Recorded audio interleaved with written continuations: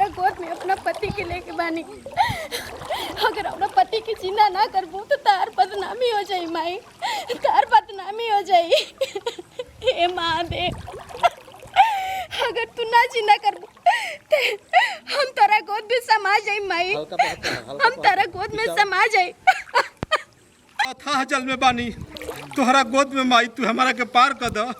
हे माई, हरे जगावस जोगिया लको,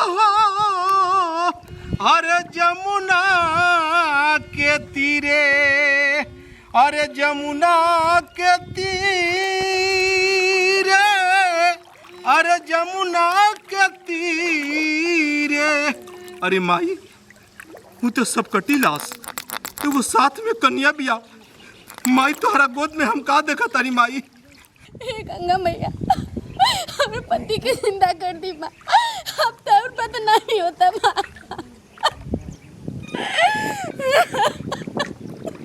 अरे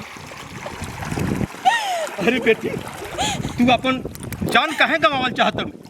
आय बाबा, अगर हमार पति जिंदा ना हुई है तो ये गंगा माई के गोद में हम अपन जान दे दें बाबा। अरे तू पागल हो गई बाड़ू, कोई मरल आदमी जीवित होखेला? हम तो ऐसा कबो ना सोचले रही आज के युग में।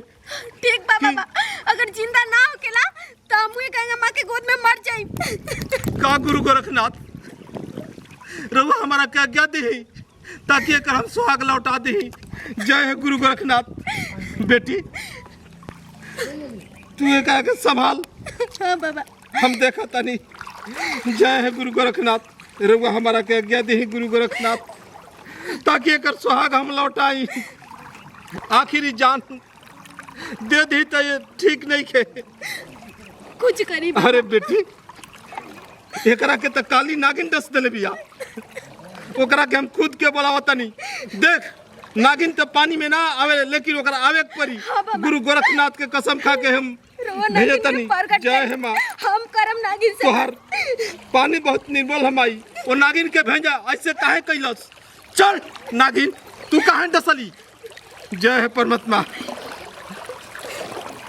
जय है गुरु गोरखनाथ। अरे नागिन चंडालिन, तू एकर सुहाग काहे उजाड़ली? हम एकर सुहाग काहे उजाड़ली? ये बात के भुला गई। पूछी क्या कहले रही? जौन हम मनी रखली रही, वो मनी के ले जाके दान कर देलस। ये कोजा से करके डसनी। का बेटी, ये बात सच है? तू जानता रू? नाग माता, इनका से तो भूल हो गई। लदान बाड़े रवा तक ज्ञानी बनी माँ, रवा काहे ऐसे कहनी? ऐसा ना कबो नहीं के हो सके। देख जोगी पखंडी, तू हमरा सामने से हट जा।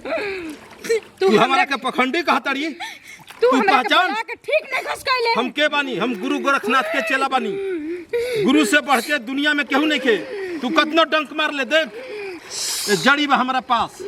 तोरा के अगर ना जे भस्म कर दे, तू कतनो डंक मारबी तो डंक कौनो ना काम करी। जय हो गुरु गोरखनाथ। रहू अपमान होता। कौन है संसा सकते में? चल अपन विष खींच, तोर विष खींचे के परी और एकर सुहाग तोरा लौटाए के परी। बाबा हम खींचो जल्दी, हमरे के। जब तक एकरा के अपन विष खींच के एकरा के जीवित न करबी, तब तक अपन हम खींचो। हम मंत्र खींच नहीं सकत। नीच पापी कहीं का, तोर मनी ले लस्ता तू का केहू के दुनिया उजाड़ देबी, सुहाग उजाड़ देबी। जय गंगा मैया।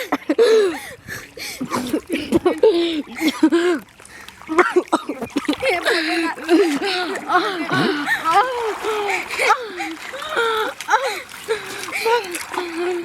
बोल नागिन, अब तोर का बा आखिरी इच्छा? हमारा ये आखिरी इच्छा बा कि हमार मनी बता दे कि केकरा फांसी देले बा। ओकरा चलते हमार शक्ति कम हो गइल बाटे। बता दी फिर से कर हम घर का सत्यानाश करम, जब फिर से ना छोड़े। अब तू एकरा के कुछ ना बिगाड़ सकबी नागिन। जल्दी एकरा के गुरु बेटी, तू ये नागिन से डर मत, तोर साथ में हम बानी पगली। हाँ बानी जी, बता दी नागमणि कहाँ देले बानी? हमार नागमणि कहाँ बाटे? बतावा, तू ये नागिन के नागमणि लाल बाड़ो? अरे हमरा कुछ पता नहीं खेब। अभी यहाँ के कुछ समझ में नहीं आवत माता। चल बताओ हमार नागमणि कहाँ बा? सच सच बताओ। एगो हम सपेरा के दे दिले बानी। कौन सा सपेरा बा? जल्दी से बताओ हमरा। गांव में हमनी के आवेला सांप निकाले खातिर ओकरे के हम देले बानी। ठीक बा नागिन, तोरा के हम मुक्ति देता नहीं, तू अपन रास्ता धर। तोर नागमणि हम खुद दिवा दे बालक से। ठीक बा। जय है गुरु गोरखनाथ। चल अपन रास्ता धर। बेटी हम तो ना जानते रही ये दुनिया बहुत शक्तिशाली बा। तोरी ऐसन तू ही बाड़ी की अपना पति के साथ अपन तू जान दिहल चाहतड़ी। तू चल हमारा साथे बेटी। अभी माँ गंगा की लीला और महादेव के वो ठीक बा। यही कैसे हो हम जाए? जानत हमारा रहे कुछ कि समझ वो में नहीं ठीक हो आया। जाए। तोहरा सब समझ में आई। घरे चली रहो। तू अगर ऐसे गलती ना करे रहता तो तोहरा के नागिन ना डसल रही बबुआ। अरे हमरा का पता बा कि नागिन कैसे हमरा के डसलस। का है तू ओकर असली मनी ले लेला, ओकर धन छीन लेला तो तोहरा पर वार ना करी, वार करी। तबीयत खराब कर लेम रवा रोवत रोवत ज्यादा हमर तबीयत खराब हो जाए। हम तो चाहत नहीं हम की दुनिया से चल जाई। पगला गइल बा का रोल बढ़ जा। रोवो जौन बैठ के अब आगहू के कार्यक्रम देखल जा। तू लोग नहा धो, हम लोग जब तक जाइबू तो ओकरो गाँव भर के आदमी का बतान हो जाए। हे भगवान ई कुल जाते कैसा हैं हमनी के अपन तैयारी कर देल बन जा। करी गइल रे दादा। अरे जा जा घंट बांध के आवत जा जाए तू लोग नहा वालो चलो चलो बच्चों चलो। करवावा जी। रोवो जौन बैठ के लेके वो समझा के रख माई के हो। चलो चलो ले लो। अरे हमार तो बिजल रे काम नहीं करत। हम का समझी या ना समझी अब का करम। मम्मी जी रौरे घर के माथ मालिक बनिए, रौरे हिम्मत तोड़ देम तो हमनी के का होई? हम कुछ लायक नहीं की। अरे बेटा तो बेटा पतो कलंक लगा दिला सो दादा छोड़ के वो चली गई। जाए दो का करबो हमनी के घर में हमारा जाऊ ना रही हम तो हम रह के का करबे अम्मा जी। चली मम्मी जी चली नहाई उठी उठी तो चली उठी। रुको पहले तनी रुक जा। रुको हमारे अनार नहीं रुको रुक जा। चली वहां सबके गइनी जाफन का थी टट घट लगावे। आ हमरा लंगी तो टूट गइल हो दादा भैया।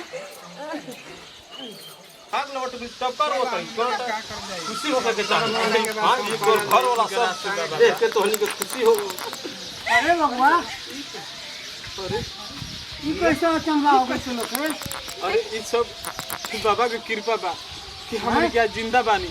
अरे हम कले रही ना ई सच बा। हम जिंदा कर लेनी अरे भगवा हम तो कार्यक्रम जाते हैं कर घंटा में रे। अरे तो हमरा के मालूम नहीं के तो जौन करे के बता तो करबे ना करबा जा। खुशी के अरे बता भगवा चल चलो चली बाबा चली बाबा रहो चली दीवार पर चल हम जाना के परिवार से भेंट होल त हमारा के थोड़ा जा ना बाबा चली अरे बाबा रो कृपा से हम दीवार लांगी अपना तबे खुशी जा। आ गई। चल लोग चलो भाई बिक दी ना। बेटी जब तू कहता तो तारा साथे चलो तनी। चलो बबुआ चलो। जय है गुरु गोरखनाथ। जब कब से रवा के चुप कराते रहो चुपे नहीं कियो बताई बीपी उपी बढ़ जाई तो एगो बवाले नु बा।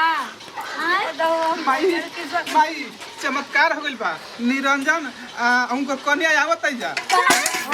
चलो अरे कार चलो देखो ना। चल माते वो है जोगी के फकीर के लेके आवत अरे जोगी बाबा हो देखो ना हाय देखो तो। अरे बनिया अरे बबुआ अरे का हमके छोड़ के चल गए नु ये दुल्हन हाय पागल के ये बाबा के सब बाबा की हां इनके चमत्कार फैल बा। कृपा तो हमार बड़बे के माता जी, लेकिन ओकरा में राउर लइको के गलती बा। एगो नागिन के मार के ओकर सोचत रहन कि मड़ी अपना बस में क लेब, ओकर मड़ी बस में ले लेबो, लेकिन एगो सपेरा के दे देल बाऊ। आही हो ओहे भगवान नागिन जी इनका पाँच क के डस लेल रहे। चली बाबा रो बड़ी उपकार के लिए गई नहीं ए कर बाबा तो रौरा लेके आवत नहीं अपनी संगे। हाँ माता जी हम ही लेके आवत तनी। हां ये भगवान वो नागिन के साथ बहुत हम लड़ाई कईनी तब उ नागिन इनका के जियवलस। हां तो तू बाबू के संगे संगे न ले भीतर रहता तू तो महतारी के बात मानबा ना को हम करे के बा हाउ तो करबा हाउ। ओगर हमरा ना बुझाइल उ मड़ी के हम लेके दे दहनी सपेरा के। कीड़ा के मारी लेबो त कीड़ा तारा के छोड़ी हाथ ना बड़ गलती कइले रहल हाय। लेकिन बबुआ तोहरा के हम टाइम देता नहीं, कल तहर दरवाजा पाए तू हमारे साथे चली हो। वो सपेरा के हम ओकरा के खोज के ओकर नाक मड़ी ओ नागिन के लौटावे के पड़ी। हम वादा कइले बानी। हां बाबा ई काम करवा देम रे, ठीक बा। बड़ी उपकार होई बाबा। जय हो गुरु गोरखनाथ। बाबा रुक बाबा जाइए कुछ बाबा। लेके जाई बाबा। अरे माता तोरा दरवाजा पर हम खुद आई, वो दिन तू हमारा के दी है। ठीक बा बाबा, जाई जरूर आई, भूलाई मत। हाँ ये दादा आज से कुल काम धंधा छोड़ दी, जाके 200 पे बल्कि नौकरी ना नागिन के फेरा में सियारा बिलाड़ के फेरा में जहां पड़ल त माई के मुंह ले मुंह देखब। जा जाई ये माने इनको कुछो काला पर